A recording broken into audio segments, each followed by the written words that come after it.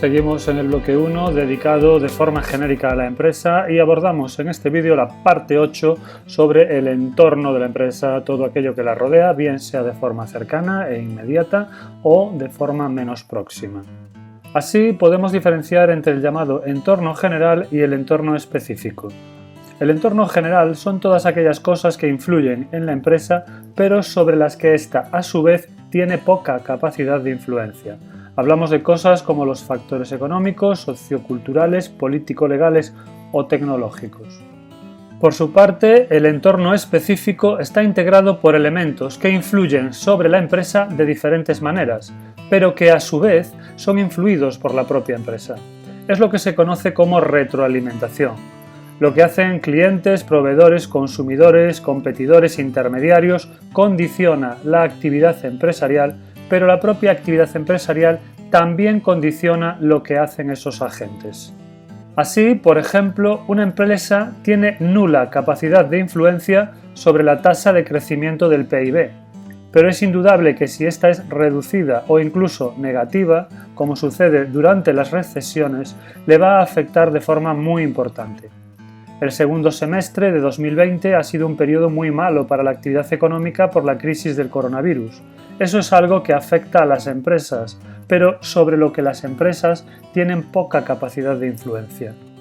Sucede igual con los tipos de interés. Una empresa concreta no tiene capacidad para influir sobre el Banco Central Europeo en la marcha de los tipos de interés, pero si estos son reducidos podrá endeudarse más fácilmente para acometer nuevos proyectos de inversión que si son elevados. Los cambios culturales se producen a pesar de las empresas, pero estas deben adaptarse a los mismos si quieren tener éxito. El envase de 3 latas de atún lo desarrolló la conservera Calvo para hacer frente a cambios en el tamaño de las familias. Sus ventas en Países Bajos no eran todo lo buenas que se podía esperar dada la alta calidad del producto que vendían y el reducido precio.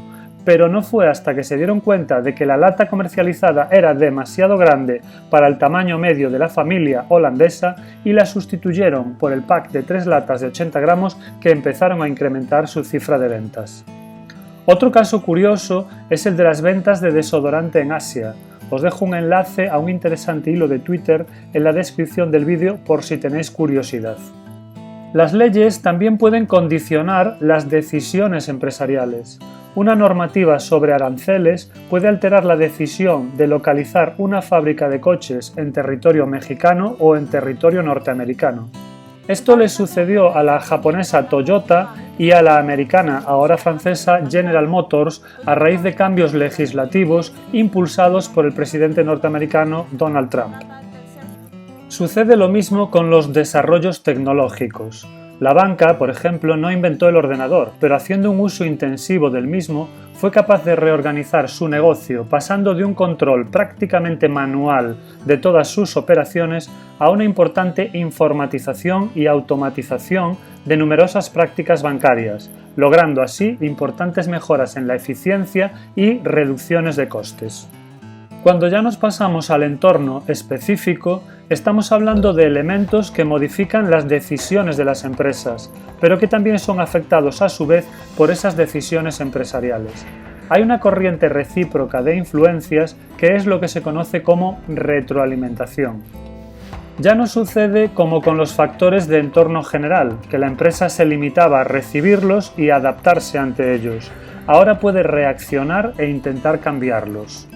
En el entorno específico nos encontramos cosas como los clientes, los proveedores, consumidores, competidores, intermediarios y administraciones públicas. Es indudable que no es lo mismo ser una empresa importante que ser una pequeña empresa, pero todas ellas, en su ámbito, disponen de capacidad de influencia.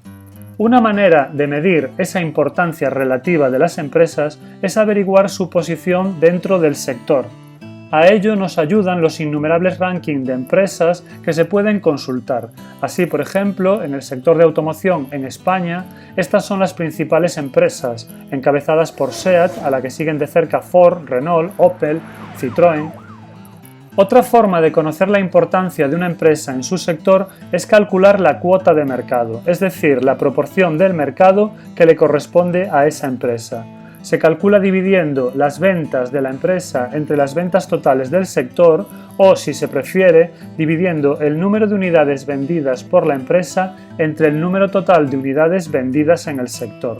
Para el sector de automoción, si calculamos las cuotas de mercado de las principales empresas, nos quedarían estos resultados, que nos dicen que de cada 100 coches vendidos por el sector en el año 2019, 8,73 los ha vendido Peugeot, 8,51 le corresponden a SEAT, 7,24 a Volkswagen y así sucesivamente. La diferencia con el ranking anterior es que este se expresa en número de unidades vendidas, mientras que el anterior lo hacía por volumen de facturación. De ahí las diferencias. Una historia que nos habla del entorno empresarial, aún sin ser su objetivo, es la de Alicia con la reina de corazones. En un momento dado, mientras estaban bajo la sombra de un árbol, la reina echa a correr cada vez más y más deprisa. Finalmente se paran y Alicia, exhausta, comprueba sorprendida que no se han movido de debajo del árbol que les daba sombra. La reina le dice que el suyo es un país rápido, en el que si uno quiere permanecer en el mismo sitio debe correr, y que si quiere ir a alguna otra parte, entonces debe correr muy deprisa. Esa es una imagen perfecta del entorno en el que se mueven las empresas y al que se deben adaptar. La realidad del día a día de las empresas es que está en cambio permanente. Hay cambios tecnológicos que se incorporan a los procesos productivos, hay cambios organizativos, hay cambios en las tendencias de consumo, hay cambios legislativos. Una empresa que desee permanecer en el mercado debe estar atenta a todos esos cambios y prepararse para correr. Incluso si lo único que desea es permanecer en el mismo sitio, mantener su cuota de mercado. No digamos ya si desea aumentarla, entonces deberá correr mucho más rápido. En estrecha relación con el entorno están las llamadas fuerzas competitivas, desarrolladas por Michael Porter y que tratan de evaluar la situación de la empresa respecto a sus competidores. Esa situación puede ser buena si esas fuerzas competitivas están de su parte, o no tan buenas si las fuerzas competitivas la colocan en una situación de debilidad. La primera de ellas es la llamada rivalidad entre competidores actuales. La situación competitiva de una empresa será peor cuantos más competidores existan. Así, un mercado de competencia perfecta es la peor situación competitiva que se puede imaginar una empresa, mientras que si hablamos de un monopolio sería muy ventajoso para ellos. Cuando el mercado está muy concentrado, nos encontramos con pocas empresas que tienen cuotas de mercado elevadas. Esa es una buena noticia de cara a la evaluación de la competencia, mientras que mercados muy fragmentados, con muchas empresas y cuotas reducidas, suponen una mala noticia porque implican más empresas que luchan por el reparto del mercado. Finalmente, no es lo mismo moverse en un mercado en expansión, en el que año tras año su tamaño crece, que un mercado estancado, con nulo crecimiento o, peor aún, en un mercado en declive cuyo tamaño global merma. La situación competitiva será mucho más complicada para aquellas empresas que han de vérselas con mercados estancados o en declive, puesto que tienen que luchar con otras por una tarta que cada vez es más pequeña. Cuando la tarta cada año es más grande, el esfuerzo competitivo puede ser mucho menor. Hay sitio para que todos crezcan. Algunas de las luchas competitivas más destacadas de todos los tiempos se sitúan en este campo de los competidores actuales. Coca-Cola y Pepsi se disputan un mercado prácticamente duopolista, concentrado y estancado. Para Nike y Reebok el mercado es de competencia monopolística, con un grado de concentración menor y también estancado en cierta medida. La de Apple y Microsoft es una lucha clásica, pero a la que hoy en día hay que añadir nuevos actores como Samsung, Huawei o Google, porque el campo de batalla se ha desplazado de los ordenadores a los dispositivos móviles. Sony y Nintendo disputan otra rivalidad clásica desde sus respectivas plataformas de juego, la PlayStation y la Switch, pero otros competidores también se le han sumado en los últimos años, haciendo su mercado más reñido y más fragmentado. BMW y Mercedes, McDonald's y Burger King son luchas clásicas, pero otras más modernas han aparecido, como la que sostienen Netflix y Amazon, por ejemplo, donde se pelean por un mercado emergente al que se han incorporado nuevas empresas en la lucha por los contenidos digitales. La segunda de las fuerzas competitivas es la amenaza de entrada de nuevos competidores. Un mercado en el que hay barreras de entrada es un mercado protegido de este factor de competencia. Si la empresa 3M tiene la patente de las notas POSIT, ninguna otra podrá comercializarlas. Si la empresa Ferrovial ha ganado el concurso público para la recogida de basura en Pontevedra, ninguna otra podrá competir con ella. Si la farmacia Martínez o el taxista García han conseguido licencia para poder trabajar, saben que el número de nuevos competidores será cero en una buena temporada. Por tanto, la entrada de nuevos competidores se limita mucho si es posible poner barreras de entrada a los mismos. En caso contrario, la competencia, la dura competencia, aguarda. Un sector tradicional que está viendo con recelo la posible entrada de nuevos competidores es el de la banca. Las grandes compañías de Internet, que nos conocen muy bien, ya que les regalamos incontables cantidades de datos sobre nosotros mismos y por tanto saben si seremos buenos o malos pagadores, están empezando a entrar en el negocio de los créditos, para alarma de las entidades financieras tradicionales. A veces, la competencia está donde uno menos se lo espera. La tercera de las fuerzas competitivas de Porter es la amenaza de productos sustitutivos, es decir, que de repente el producto estrella que comercializa nuestra empresa deje de atraer a los consumidores, porque otro lo está reemplazando exitosamente. Sucedió con la máquina de escribir, fagocitada por los ordenadores, está ocurriendo con las cámaras fotográficas liquidadas por los teléfonos móviles, pero estos no serán los últimos casos, tan solo uno más en la interminable lista. La cuarta de las fuerzas competitivas es el poder negociador de proveedores. En este caso, cuanto más grande y poderosa sea una empresa, suele tener más poder para imponer sus condiciones a los proveedores. Plazos de entrega más convenientes, calidades de los productos más ajustadas, periodos de pago más largos y cómodos, mejores precios de compra. Pensemos en un Corte Inglés o un Carrefour, negociando con un proveedor de camisetas, de yogures o del producto que sea. Estas grandes superficies compran grandes volúmenes, lo que significa una parte muy importante de la producción del proveedor, por lo que éste no está en condiciones de negociar desde una posición de poder frente a la gran distribuidora, que acaba imponiendo sus condiciones. Finalmente, la última de las fuerzas competitivas de Porter es el poder negociador de clientes, y no se trata más que del reverso de la anterior, porque en toda relación comercial entre dos empresas, ambas son clientes y proveedores. Tanto el análisis del entorno como el de las fuerzas competitivas sirve para saber dónde está la empresa, pero en realidad no le dice mucho acerca de ella misma.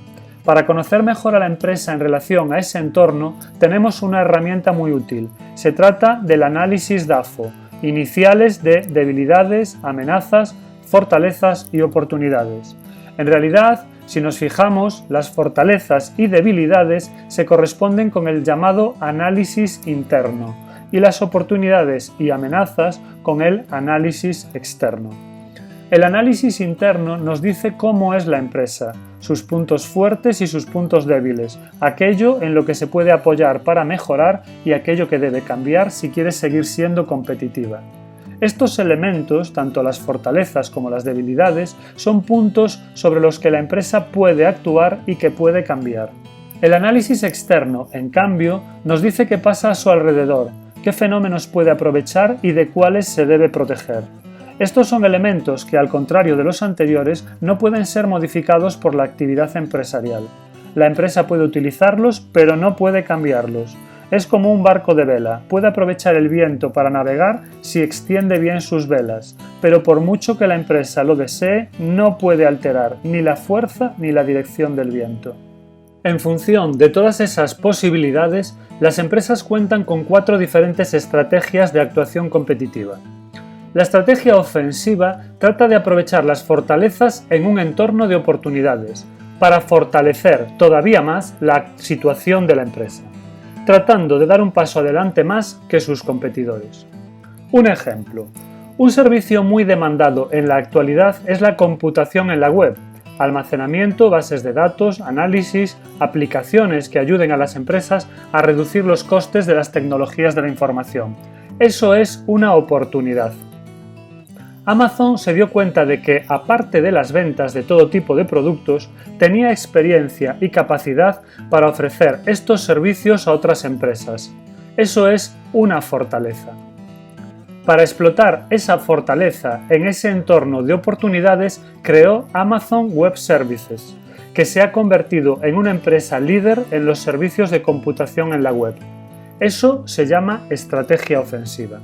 Estrategia defensiva. Cuando existen amenazas y la empresa posee fortalezas, se trata de aprovecharlas y apoyarnos en ellas para defenderse de las amenazas del entorno. En 2011, el iPod de Apple estaba en clara decadencia. Se había producido un cambio en la forma de reproducir música de los consumidores. Muchos lo hacían directamente desde sus móviles y otros se la descargaban desde la web para luego reproducirla también en sus móviles. Eso es una amenaza. Apple llevaba años ofreciendo música a través de iTunes, al estilo de una tienda de música tradicional, solo que por Internet. Y con toda la experiencia acumulada, podemos decir que conocía bien ese canal de venta. Eso es una fortaleza.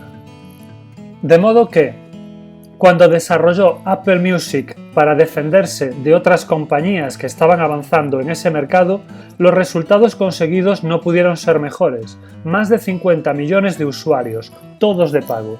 Eso es una estrategia defensiva en acción. Mediante una estrategia de cambio, la empresa puede aprovechar las oportunidades que el entorno le ofrece para tratar de dar la vuelta a sus debilidades y convertirlas en fortalezas. En 2006, una empresa muy pequeña, Aruba, pretendía ofrecer servicios Wi-Fi en el mercado norteamericano. Su competidor era nada más y nada menos que Cisco System, 400 veces más grande. Eso se llama tener una debilidad. Sin embargo, lejos de tirar la toalla, Aruba pensó que quizá podría aprovechar alguna oportunidad que le brindaba el entorno. Empezar en un mercado lo suficientemente pequeño como para que Cisco no estuviese interesado, el mercado de estudiantes universitarios que acudían con su propio portátil a clase, y aprovechar el estándar Wi-Fi 802.2n que ofrecía un rendimiento similar a las redes cableadas de Cisco. Sobre estas bases se asentó la estrategia de crecimiento de Aruba, hoy en día adquirida por Hewlett Packard por una nada despreciable cifra de 3.000 millones de dólares. A esto se le podría llamar utilizar una estrategia de cambio, utilizar oportunidades para corregir debilidades. La última de las estrategias que nos queda por analizar es la estrategia de supervivencia, capear el temporal como buenamente se pueda hasta que las circunstancias cambien, hasta que el entorno se vuelva favorable o hasta que la empresa sea capaz de convertir sus debilidades en fortalezas. Amenazas. En el año 2016 se asistió a un importante descenso de las ventas de guitarras eléctricas, una caída del 30%. ¿Le está volviendo la espalda a la música actual a la guitarra eléctrica? ¿Son otros los instrumentos preferidos por las nuevas generaciones de músicos? Además, surgen nuevos competidores y si el mercado está en declive, eso no puede significar otra cosa que amenazas crecientes. Pero ¿están los principales fabricantes de guitarras preparados para afrontar ese retroceso en las ventas? Los tiempos en que Gibson y Fender, las principales empresas del sector, dominaban con mano de hierro, parece que han pasado a la historia. Sus estructuras productivas no están adaptadas a los nuevos tiempos. Deben buscar nuevos mercados, reinventarse en cierto modo. Esos son claras debilidades.